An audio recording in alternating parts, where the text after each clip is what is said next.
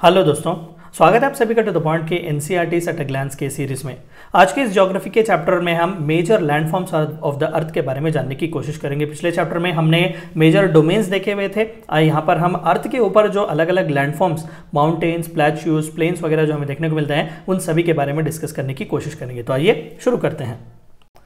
तो endogenic as well as exogenic forces create a lot of landforms. यहाँ पर हमें एक बात समझनी है कि जैसा रेवोल्यूशन हो रहा है, रोटेशन हो रहा है, जैसा टाइम आगे बढ़ रहा है, अर्थ में वेयर एंड टेयर हो रहा है, यानी कि इंटरनली भी अर्थ जो है कहीं ना कहीं चेंजेस हो रहा है और एक्सटर्नली भी कहीं ना कहीं वेदर फिनोमिनन्स वगैरह की वजह से अर्थ में कहीं ना कहीं चेंजेस आ रहे हैं। हम इन सभी के बारे में इन डिटेल आगे के चैप्टर्स में पढ़ेंगे। प्लेट टेक्टोनिक्स थियरी वगैरह, इस तरीके के नए नए जो थीरीज हैं वो अभी आपको बहुत कंफ्यूज करेंगे। हम आगे के चैप्टर्स में पढ़ेंगे उनके बारे में। तो exogenic as well as endogenic, तो इंटरनली जो फैक्टर्स हैं विद इन द अर्थ और within the earth atmosphere, यानी कि एक्सटर्नली भी जो चल रहे हैं, और ऑफ कोर्स ह्यूमंस भी, हम कई बार मैन मेड चेंजेस भी होते हैं कई बार, तो इन सभी चीज़ों की वजह से मेजर लैंडफॉर्म्स में जो है वो चेंजेस आने हमें दिखते हैं। तो landform is natural feature of the solid surface of the अर्थ। तो अर्थ के उस लिथोस्फीयर पर, सॉलिड सरफेस पर जो कुछ भी हमें अलग अलग नेचुरल फीचर्स देखने को मिलेंगे उसे दरअसल हम लैंडफॉर्म कहते हैं। तो तीन मेजर लैंडफॉर्म्स के बारे में आज के इस चैप्टर में हम डिस्कस करेंगे। सबसे पहला माउंटेन्स और उसमें कितने टाइप्स होते हैं, प्लेट्यूज और प्लेन्स और उनमें कितने टाइप्स हमें देखने को मिलते हैं। तो सबसे पहला हम सभी को भी पता है, mountains. Nearly 27% of the world's land surface is covered by mountains. तो इस तरीके से आप देख सकते हैं 27% of the world's land is nothing but covered by, land surface is covered by mountains. तो it is from the mountains that up to 80% of the planet's fresh surface water comes from, क्योंकि यहीं पर ज्यादातर perennial और non perennial rivers भी बहते हैं। कई बार यहाँ पर वाटर स्टोरेजेस भी, क्योंकि ज्यादातर रेनफॉल यहाँ पर जो होता है वाटर यहाँ पर स्टोर किया जाता है, और कई बार ग्लेशियर्स के फॉर्म में भी यहाँ पर फ्रेश वाटर स्टोर किया जाता है। And about 12% of the world population live in the mountains, but over 50% are directly और indirectly dependent on mountain resources. तो अच्छा खासा पॉपुलेशन भी इस लैंडफॉर्म पर डिपेंड करता है। तो यहाँ पर देख सकते हैं टाइप ऑफ माउंटेन्स।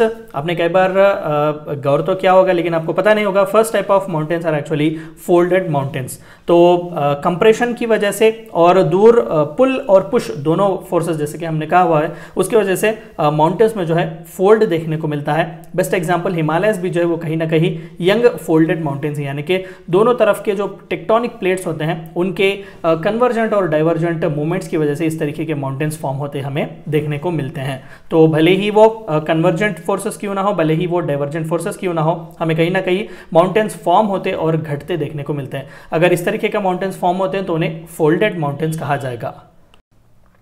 और दूसरे ब्लॉक माउंटेन्स, स्पेसिफिकली इसी तरीके के प्लेट टेक्टोनिक्स के मूवमेंट की वजह से हमें डिफरेंट टाइप्स ऑफ माउंटेन्स भी, इस तरीके के ब्लॉक माउंटेन्स भी देखते हुए बनते हुए देख सकते हैं। Best example is Rhine valley in Germany. तो वहाँ पर इस तरीके के ब्लॉक्स जैसे जो माउंटेन्स जो वो बने गए हैं, this is actually called as the block mountain. यहाँ पर आप देख सकते हैं इस हायर एलिवेशन को हॉर्स कहा जाता है और यहाँ पर इस लोअर एलिवेशन को ग्रैबन कहा जाता है, और यहाँ पर नॉर्मल फॉल्ट्स भी हमें देखने को मिलते हैं।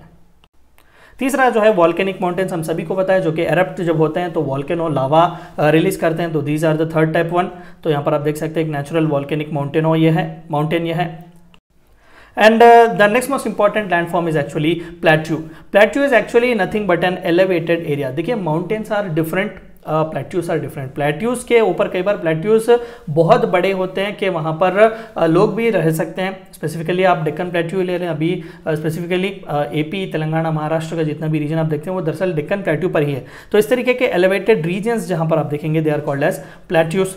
तो it is an elevated area with more or less levelled land on its top. तो माउंटेन्स में इस तरीके का लेवल्ड लैंड आपको देखने को नहीं मिलेगा, बहुत ही वो इरेगुलर शेप्स में होते हैं माउंटेन्स, तो वहां पर जीना मुश्किल है। तो प्लेट्यूज पर जो स्पेसिफिकली लेवल्ड लैंड हमें देखने को मिलेगा। It has a large area on its top and steep slopes on it's sides. तो यहाँ पर आप देख सकते हैं कि ऊपर लार्ज एरिया है और स्टीप स्लोप्स यहाँ पर हैं। They are also called as high plains और टेबल लैंड्स भी उन्हें कहा जाता है। They cover up to 18% of the Earth's land surface.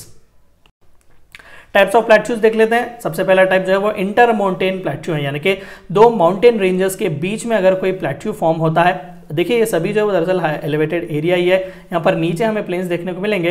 तो इस टाइप ऑफ प्लेट्यू को हम इंटर माउंटेन प्लेट्यू कहेंगे, क्योंकि दोनों प्लेट्यू माउंटेन रेंजेस के बीच में ये प्लेट्यू होता है। दूसरा टाइप पाइडी माउंट प्लेट्यू, यहाँ पर एक ही टाइप जो है वो स्पेसिफिकली हमें यहाँ पर माउंटेन देखने को मिलेगा और यहाँ पर सी है यानी कि ओशन है। तो यहाँ पर जो हाई एलिवेटेड रीजन है उसे पाइडी माउंट प्लेट्यू कहेंगे, यानी कि एक ही जगह पर माउंटेन है, दूसरी जगह पर यहाँ पर सी या फिर ओशन है। तीसरा टाइप कॉन्टिनेंटल प्लेट्यू, दोनों तरफ यहाँ पर आप सीज देख सकते हैं और बीच में ये elevated table land that is plateau form हुआ है। तो इस टाइप जो है कॉन्टिनेंटल प्लेट्यू इन्हें कहा जाएगा। और चौथा जो है वो वोल्केनिक एक्टिविटी की वजह से जब लावा मैग्मा फ्लो होता है तो कई हजारों साल हो जाते हैं उस मैग्मा को, उस लावा को कूल डाउन होकर प्लेट्यूज बनने में, क्योंकि बहुत ही बड़े बड़े वोल्केनिक एरप्शंस पहले हुआ करते थे। आज के टाइम में बहुत ही कम होते हैं, अंडर वाटर तो अभी होते ही रहते हैं। तो बिकॉज ऑफ दीज वॉल्केनिक एरप्शंस अगर प्लेट्यू बने हुए हैं तो उन्हें वॉल्केनिक प्लेट्यूज कहा जाएगा। यहाँ पर आप पिक्चर भी देख सकते हैं क्लियरली, ये वॉल्केनिक लावा एक्टिविटी की वजह से ही ये स्ट्रॉन्ग और सॉलिड बन के इस तरीके के बने हुए हैं।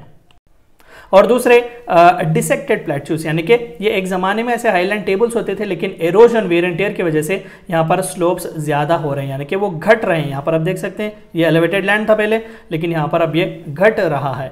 ठीक है, तो इस तरीके से ये भी पूरा हाईलैंड था, लेकिन यहाँ पर आसपास अब बीच बीच में घटना wear and tear because of this आप यहाँ पर इस प्लेट्यू को डिसेक्ट होता देख सकते हैं। तो दीज आर डिसेक्टेड प्लेट्यूज।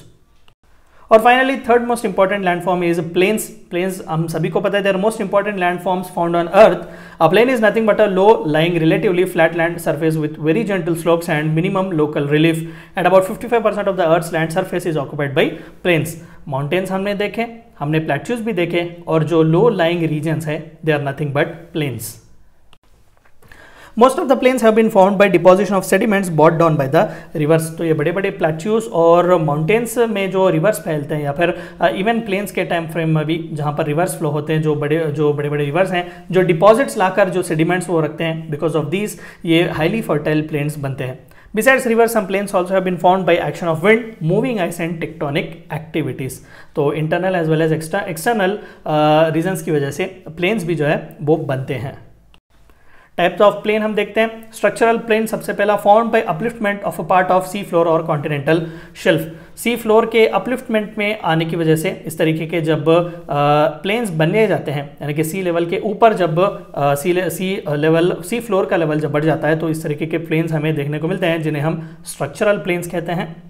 और दूसरे जो है एरोजनल प्लेन्स, जिन्हें कहा जाता है it is formed by continuous and long time halogen of Uplands. तो जो अपलैंड्स हाईलैंड्स हैं कंटिन्यूअसली एरोड होने की वजह से इस तरीके के प्लेन्स बनते हुए भी हम देख सकते हैं यहाँ पर ये माउंटेन्स वगैरह एरोड हो रहे हैं और प्लेन्स में कन्वर्ट हो रहे हैं। एंड फाइनली डिपोजिशनल प्लेन्स, जैसे कि रिवर्स हम देखते हैं, रिवर्स अगर सेडिमेंट्स लाकर उन्हें जमा करके प्लेन्स भी बड़े बड़े लंबे लंबे जो प्लेन्स होते हैं वो बनाते हैं। So these plains are found by depositional activity of various geomorphic agents. तो उन सभी की वजह से ये डिपोजिशनल प्लेन्स बनते हुए हमें देखने को मिलते हैं। ये बहुत ही फर्टाइल रीजन्स होते हैं और major part of the population of the world also lives in this plains itself. तो ये थी चंद बातें जो आपको जानी थी major landforms of the earth के बारे में। Thank you for watching my video.